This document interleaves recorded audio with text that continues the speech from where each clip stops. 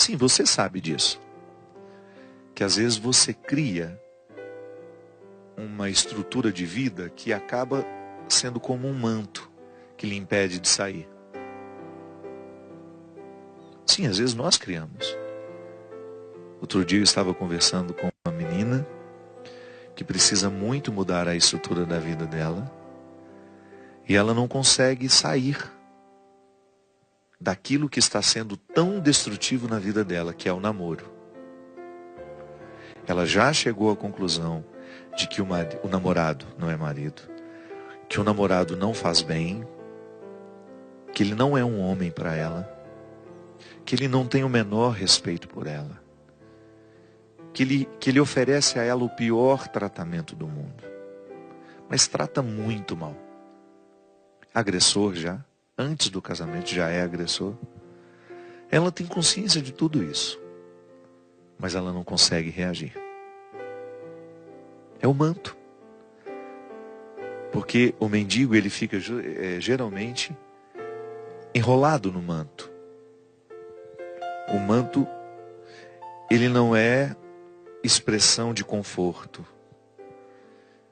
Ele é expressão de um resto. Daquilo que a pessoa, do pouco que a pessoa conseguiu alcançar. É ali, está ali.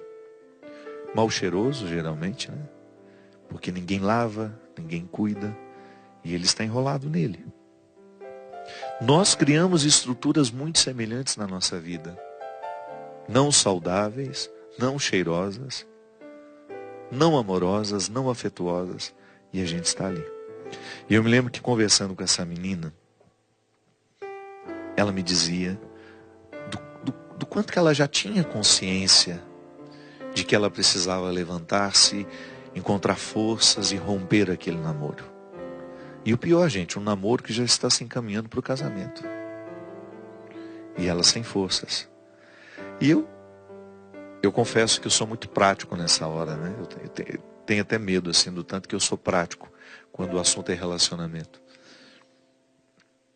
Com o meu desejo de ser prático e arrancá-la, ele vai lá, diz, termina e pronto, acabou. Eu percebi que isso era fácil na minha cabeça, mas não na cabeça dela.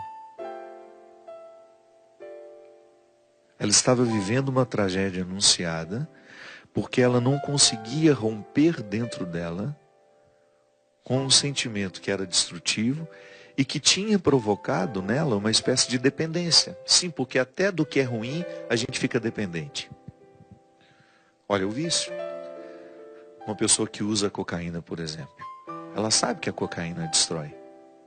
E, no entanto, ela não sabe dizer não ao vício da cocaína. Sim, nós podemos nos viciar em pessoas da mesma forma como uma pessoa vicia em cocaína. Cria-se dentro da mente uma dependência tão estreita, tão perigosa, tão vigorosa, que aquela que está vivendo a escravidão pode chegar à morte. Nós vimos, por exemplo, aquele casal, a moça que foi jogada do prédio, né? Que tudo, as câmeras de vigilância do prédio, mostrando a agressão do rapaz, aquela crueldade, aquela covardia. Depois você escuta da família que ele não era um cara violento. É muito difícil para a gente, porque nós estamos falando de uma situação a partir de imagens que nos foram mostradas. E ali não existe uma pessoa dócil, uma pessoa amorosa, uma pessoa de diálogo, não. Existe um homem extremamente agressivo. Agora, e o que esse casal viveu antes daquela noite do assassinato?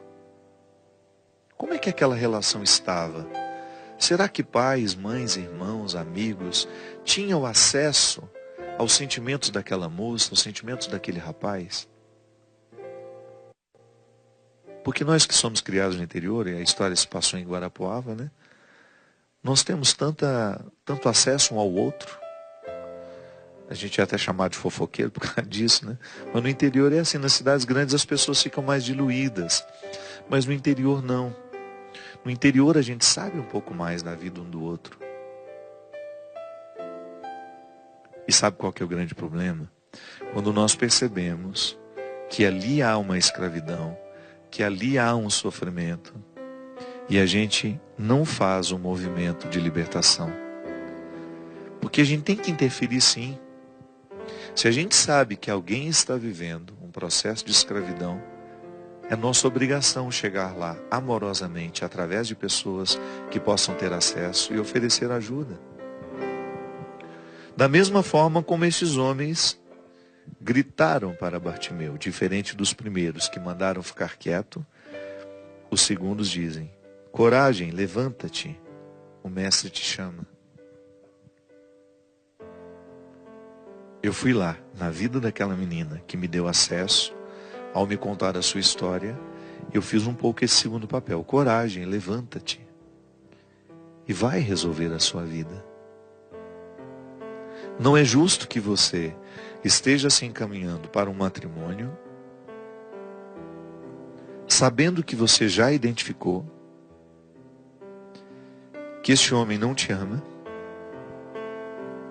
e que não adianta você somente amá-lo. Casamento não dá certo com uma parte só amando.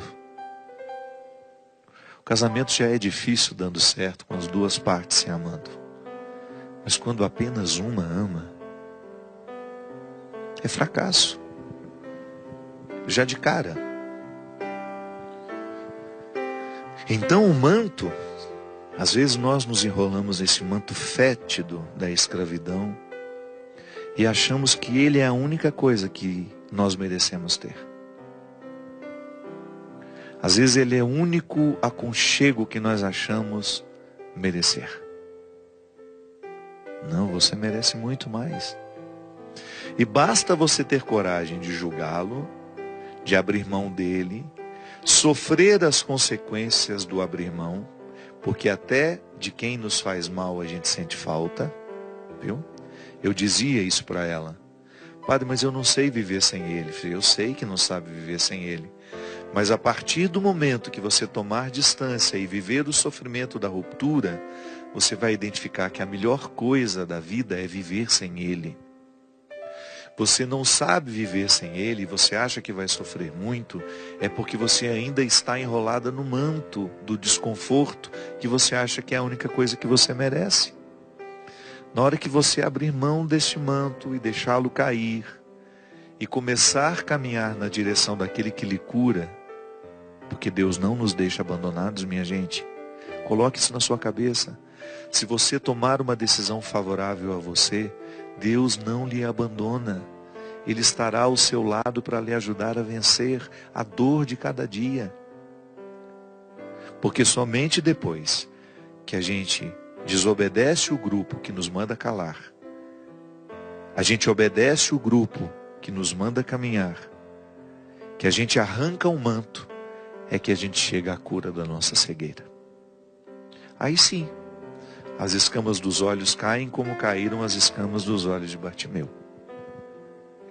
Aí você olha para trás e fala: meu Deus, como é que eu aguentei viver daquele jeito? Sim, porque eu acho que foi justamente isso que aconteceu com Bartimeu.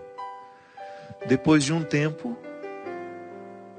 já acostumado àquela escravidão da beira da estrada, a de não ver, a de se resumir a ser um verme humano, a ter aquele manto, metáfora de tantas coisas, de tantas misérias com as quais nós nos acostumamos. Depois que ele vence esse processo, as 3 etapas, não obedecer às vozes que o mandavam ficar quieto, obedecer às vozes que o mandavam caminhar, levantar-se, retirar o manto e ficar diante de Jesus. E ouvir a pergunta: Bartimeu, o que queres que eu te faça? Bartimeu poderia muito bem ter pedido: o Senhor me faz ficar rico, cego, mas rico. Não. Quando nós estamos na nossa miséria, a gente não tem tempo para pedir o supérfluo. A gente enxerga exatamente o que a gente precisa. Esse é um conflito muito grande que eu tenho. Que às vezes quando nós vamos rezar, a gente pede a Deus o que a gente quer. Quando na verdade o honesto seria pedir o que a gente precisa. Bartimeu certamente queria muitas outras coisas. Queria riqueza, queria poder, queria fama. Mas naquela hora a pergunta de Jesus vai no cerne da necessidade dele. Senhor, que eu veja, só isso. Porque se eu ver, se eu voltar a enxergar, eu vou conseguir entender tudo isso que eu experimentei até hoje. E serei capaz de ir buscar o que eu não busquei durante o tempo que eu fiquei paralisado aqui. E aí o milagre se concretiza. Bartimeu vê, ele retoma a janela da vida, que são os olhos. E ele vai viver. Vai correr contra o tempo perdido. Os muitos e muitos anos ali à margem, sem desfrutar do melhor de si. Minha gente, quem sabe hoje Deus queira fazer com a gente a mesma coisa, o mesmo processo. Sim, porque em instâncias diferentes, em proporções diferentes, todos nós temos um pouco do Bartimeu. Todos nós temos um pouco de paralisia, desânimo, de ir buscar o que a gente ainda pode alcançar de nós. Todos nós também obedecemos a algumas vozes que não nos permitem sair do lugar, as vozes que nos condicionam, as vozes dos que têm inveja de nós, daqueles que nos paralisam pelo simples fato de nós sabermos que eles nos odeiam. Sim, porque às vezes o outro nem está fazendo mais nada contra a gente. Só da gente saber que ele não gosta da gente, aquilo já nos paralisa. Liberte-se disso. Preste atenção em você. Porque a partir do momento que você para de dar atenção às vozes que lhe desestimulam, você passará a ouvir o outro grupo, que tem muita gente ao nosso redor nos estimulando positivamente. Tem sim.